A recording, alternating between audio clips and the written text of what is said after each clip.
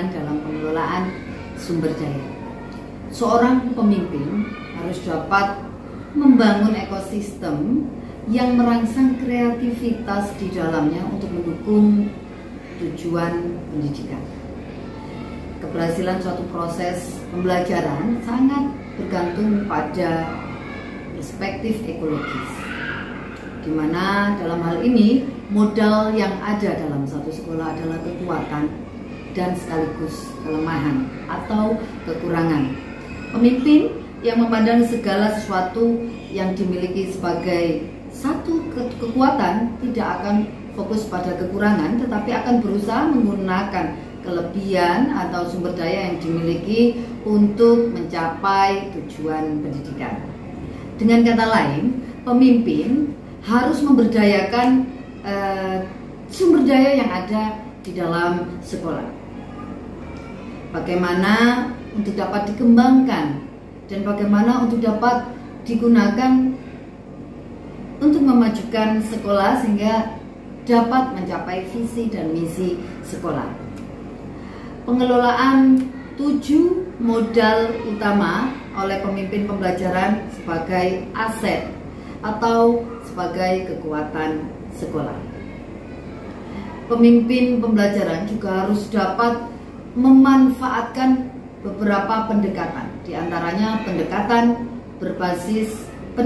berpikir dalam pengelolaan aset, yaitu yang pertama pendekatan berbasis kekurangan atau masalah atau deficit based thinking, di mana pendekatan ini akan melihat dengan cara pandang yang negatif, memusatkan perhatian kepada kekurangan, apa yang mengganggu, apa yang tidak bekerja, kemudian apa yang harus dibenahi. Kemudian pendekatan yang kedua yaitu pendekatan berbasis aset atau asset based thinking, di mana dalam pendekatan ini memusatkan pikiran pada kekuatan positif, apa yang bekerja, apa yang dapat menginspirasi, apa yang potensi yang ada di dalam, apa yang menjadi kekuatan positif. Nah, cara implementasi di kelas, di sekolah maupun di komunitas sekolah antara lain ada beberapa, yaitu yang pertama memahami bagaimana pemimpin pembelajaran dalam pengelolaan sumber daya, yaitu yang ada pada modul 3.2 ini. Kemudian kita memetakan 7 aset teratas yang ada di sekolah. Setelah itu kita menetapkan rencana program sebagai pemimpin peserta didik dalam pengelolaan sumber daya. Kemudian dilanjutkan dengan koordinasi dengan kepala sekolah, tentunya sebagai pemangku kepentingan di dalam sekolah. Kemudian menyebarluaskan rencana yang akan dikembangkan atau penelitian atau bahan penelitian untuk rekan kerja atau teman sejawat sebagai bentuk berbagi praktik baik.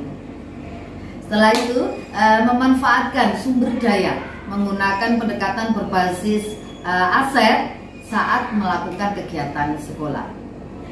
Kemudian bekerja sama dengan semua pemangku kepentingan yang ada di sekolah untuk mengumpulkan refleksi umpan balik dari pemetaan yang berbasis aset tersebut. Pengelolaan sumber daya yang tepat dan kemampuan untuk mendorong pembelajaran kelas yang lebih berkualitas merupakan bagian dari pengelolaan sumber daya yang ada di sekolah. Modal manusia, khususnya guru dan tenaga kependidikan, merupakan salah satu modal yang berkorelasi langsung atau berhubungan langsung dengan peningkatan kualitas pembelajaran. Nah, sekolah dapat mendorong guru atau tenaga kependidikan untuk berpartisipasi dalam kegiatan pengembangan pribadi, semisal mengikuti seminar, pelatihan, diklat, atau kegiatan-kegiatan lain yang mendukung self-efficacy pada saat ini. Pengelolaan modal lingkungan yang dikombinasikan dengan modal fisik sekolah ini berkorelasi atau berhubungan dengan peningkatan pembelajaran murid. Lingkungan sekolah yang menguntungkan secara sosial dan politik akan menciptakan kenyamanan, kesenangan, dan berpusat atau berpihak pada murid.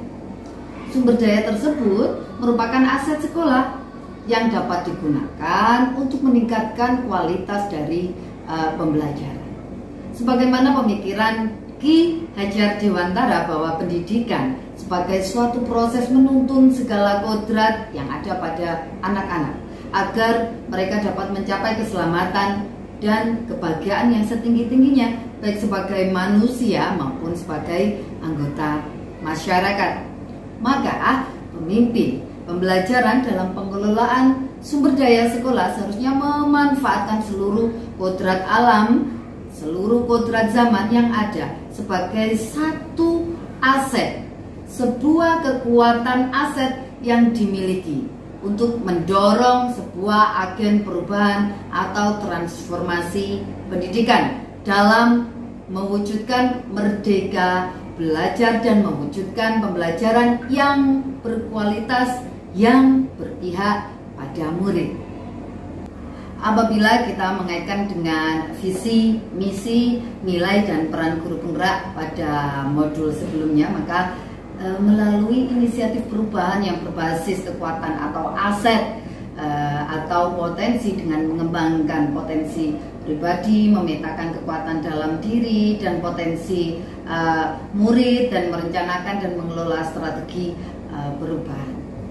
Guru sebagai pemimpin pembelajaran harus memiliki visi guru penggerak yang berbasis inquiry apresiatif atau IA melalui alur Bagja. Pada konsep Bagja terdapat juga digunakan sebagai pengelolaan sumber daya yang ada di sekolah. Inquiry apresiatif ini adalah suatu filosofi, satu landasan berpikir yang berfokus pada upaya kolaboratif untuk menemukan hal positif dalam diri seseorang, organisasi, dan dunia sekitarnya, baik dari masa lalu, masa kini, maupun di masa depan. Untuk aset atau kekuatan yaitu berupa modal agama dan budaya. Nah, budaya positif di lingkungan sekolah merupakan budaya yang mendukung segala bentuk perkembangan murid dengan tujuan memanusiakan manusia dengan menerapkan disiplin-disiplin positif, motivasi perilaku manusia, posisi kontrol restitusi, keyakinan kelas maupun keyakinan sekolah. Nah, sehingga dapat menghasilkan produk-produk murid yang berkarakter kuat di masa depan. Misalnya, dengan langkah-langkah restitusi dalam menyelesaikan masalah murid sehingga menciptakan murid yang memiliki karakter positif di masa depannya karena dapat memecahkan sendiri masalah yang dihadapinya. Kaitannya dengan pembelajaran berdiferensiasi.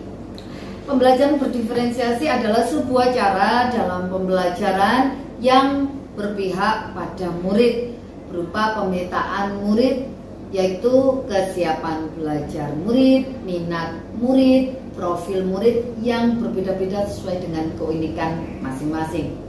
Sebelum melaksanakan pembelajaran berdiferensiasi, guru seharusnya memetakan minat belajar murid. Diferensiasi dalam proses pembelajaran dicapai dengan memaksimalkan penggunaan sumber daya yang ada di sekolah seperti guru, siswa, modal lingkungan maupun modal fisik. Sedangkan pembelajaran sosial emosional atau PSE merupakan strategi seorang pemimpin pembelajaran dalam melaksanakan kolaborasi atau kolaboratif kepada seluruh komunitas sekolah yang menekankan pada keterampilan dan pengelolaan aspek-aspek sosial dan emosional. dalam kaitannya pada teknik kesadaran diri atau mindfulness. Teknik kesadaran diri atau mindfulness ini juga dapat dijadikan strategi bagaimana cara mengelola sumber daya manusia, yaitu murid dalam hal ini, melalui beberapa tahapan sehingga potensi kecerdasan sosial emosional anak ini bisa berkembang secara optimal. Pada kaitannya dengan proses coaching, pada proses coaching ini sangat membantu untuk dapat terus belajar dari situasi yang dihadapi, bersikap terbuka, bukan untuk mengoreksi coachee di sini, tetapi untuk terkoneksi atau terhubung antara coaching dengan coachee. Bukan juga untuk mengkonfrontasi, tetapi untuk memberitahu, membangun kesadaran diri coachee. Seorang coach di sini dapat membantu coachee untuk mengembangkan pemikiran ke depan dengan melalui pertanyaan-pertanyaan yang berbobot, sehingga coachee dapat lebih maksimal dapat mengelola sumber daya yang ada di sekolah. Nah, sebagai pemimpin pembelajaran, dalam prosesnya yang akan selalu berhadapan dengan dua situasi, di antaranya dilema etika dan bujukan moral yang dituntut untuk dapat mengambil keputusan di antaranya. Sebagai pemimpin pembelajaran, dalam mengambil keputusan yang baik, diharapkan pengambilan keputusan dan pengujian keputusannya ini dengan cara mengedepankan keputusan-keputusan yang bermanfaat bagi seluruh elemen yang terlibat di dalamnya, khususnya yaitu murid.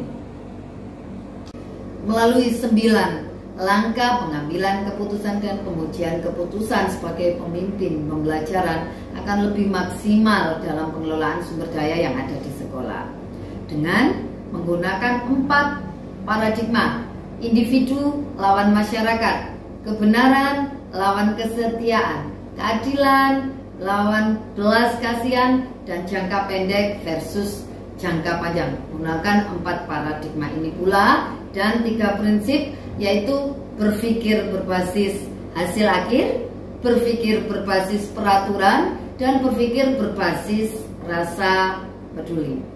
Nah, 9 langkah pengambilan keputusan yang dilakukan antara lain: yang pertama, mengenali ada nilai-nilai yang saling bertentangan.